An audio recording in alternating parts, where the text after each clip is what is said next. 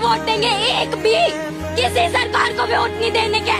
सारे के सारे चोर हैं, सारे चोर हैं। मैं भी सपोर्ट करती थी बीजेपी को, पर अब मजाल है मैं किसी को। सच में ऐसा होगा आगे, जो सत्ता में बैठे हैं उनके खिलाफ इस तरह से जो लड़की बोल रही,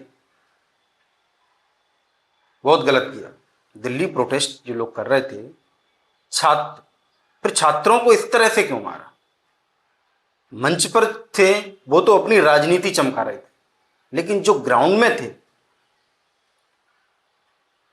जो छात्र आए हुए थे, ग्राउंड में बैठे हुए थे, प्रोटेस्ट कर रहे थे, उन छात्रों को इस कदर मारना, और डंडे भी किस तरह के यूज किए गए, जंग खाए हुए कील लगाए गए थे वो डंडों में।